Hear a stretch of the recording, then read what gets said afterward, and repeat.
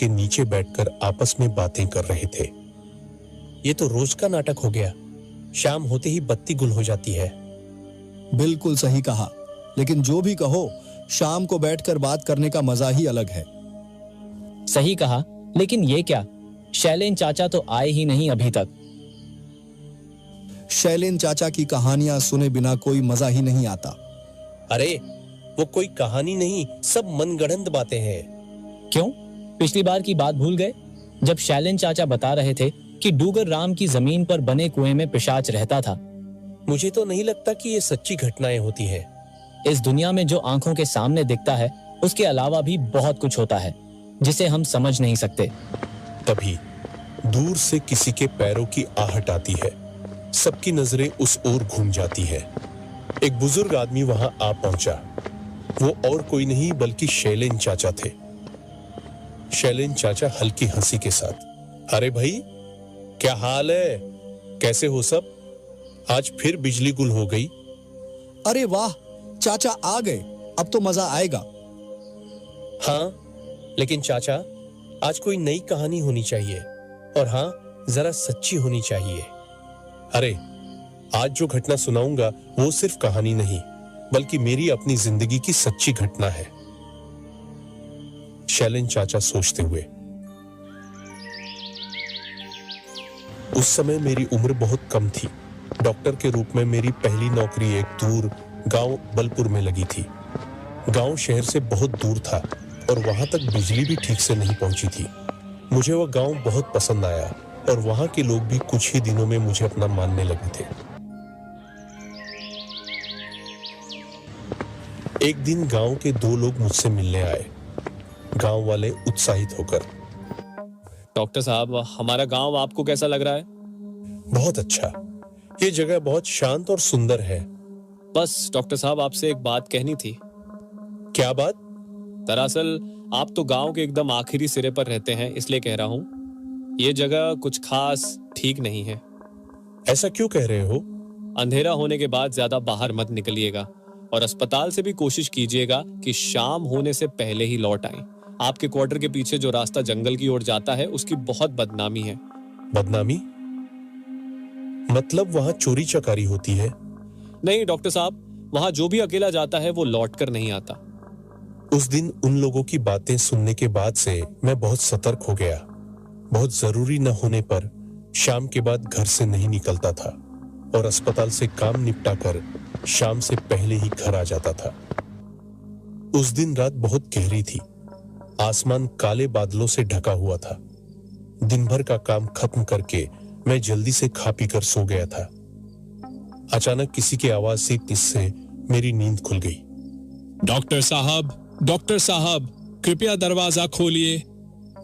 इतनी रात को कौन आ गया? दरवाजा खोलते ही सामने एक अधेड़ उम्र का आदमी खड़ा था। तुम कौन हो? इतनी रात को यहाँ क्या कर रहे हो? डॉक्टर साहब, मेरी माँ बहुत बीमार है। पिताजी बूढ़े हो गए हैं, इसलिए मैं ही आपको बुलाने आया हूँ। अच्छा, तुम्हारा घर कहाँ है? जंगल के पार वाले गांव में। मुझे थोड़ा डर तो लगा, लेकिन उसकी माँ की तबीयत खराब थी, इसलिए मैं अपना बैग उठाकर उसके साथ चल दिया। बाहर निकलते ही ठंडी हवा चल रही थी। चारों ओर घना अंधेरा था। रास्ता मुश्किल था, लेकिन मैं गणेश के पीछे पीछे चल पड़ा। तुम्हारी माँ को क्या तकलीफ हो रही है? सर में तेज दर्द और बुखार है, बिस्तर से उठ नहीं पा रही हैं। मैंने महसूस किया कि गणेश अपनी माँ से बहुत प्यार करता था, लेकिन जैसे जैसे हम जंगल में घुसते गए, मुझे अजीब सा डर महसूस होने लगा। गणेश, इस जंगल के अलावा कोई और रास्ता नहीं है। है तो, लेकिन इस रास्ते से जल्दी पहुंच जाएंगे और मेरी माँ की हालत बहुत खराब है। हम अंधेरे में आगे बढ़ते रहे। तभी मुझे लगा कि कोई हमारे पीछे पीछे चल रहा है। हवा में हल्की हल्की फुसफुसाहट भी सुनाई दे रही थी। गणेश, जल्दी चलो, कोई हमारे पीछे आ रहा है। गणेश तेज कदमों से आगे बढ़ते हुए, हाँ डॉक्टर साहब, चलिए। अचानक दो साए हमारे सामने आ गए। उनके चेहरे अंधेरे में ठीक से नहीं दिख रहे थे, लेकिन उनकी आवाज डरावनी थी। ओए, तुम दोनों रुको। जो भी माल है जल्दी से दे दो, वरना अभी यहीं लाश बना देंगे। हमारे पास कुछ नहीं है। मेरी माँ बीमार है, डॉक्टर साहब उसे देखने जा रहे हैं। अरे मर जाए तेरी माँ, हमें क्या।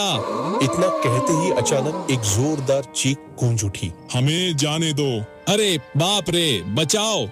गुंडे चिल्लाते हुए भाग गए जैसे उन्होंने कुछ बहुत भयानक देख लिया हो। मैं और गणेश भी बिना रुके आगे बढ़ गए। थोड़ी देर बाद हम गांव पहुंच गए। गणेश ने कहा कि मैं अंदर जाकर उसकी मां को देखूं और वो बाहर ही रहेगा। ठीक है, मैं देखता हूं। अंदर एक बुजुर्ग महिला बिस्तर पर पड़ी थी। उनके चेहरे पर दर्द साफ दिख रहा था।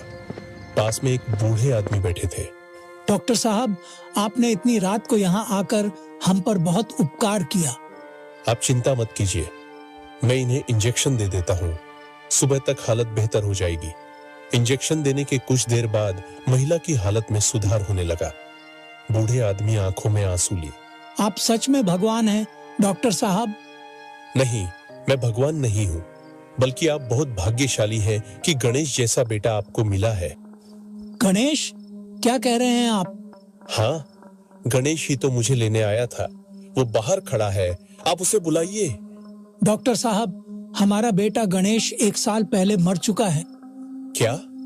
नहीं, वो तो बाहर खड़ा है। उसने ही मुझे यहाँ बुलाया था। क्या यही था जिसने आपको बुलाया? मैंने तस्वीर को ध्यान से देखा और मेरा खून ठंडा पड़ गया। तस्वीर में वही चेहरा था जिसे मैंने देखा था। हाँ, ये तो गणेश ही था। हमारा बेटा अपनी माँ से बहुत प्यार करता था। जब भी उन्हें कोई तकलीफ होती थी, वो पागल हो जाता था। शायद इसलिए आज फिर से आ गया। उस रात जो हुआ था वो आज तक एक रहस्य बना हुआ है। लेकिन मैं इतना जरूर कह सकता हूं, सच्चे बेटे कभी नहीं मरते। शैलेन चाचा की ये कहानी सुनकर तीनों दोस्त चुप हो गए। उनके दिमाग में बस एक ही सवाल था, क्या सच में आत्माएं अपनों की परवाह करती है? लखूपुर गांव से 3 गांव आगे है बिलासपुर नाम का गांव। वहां के वैद्य हैं मनोहर लाल।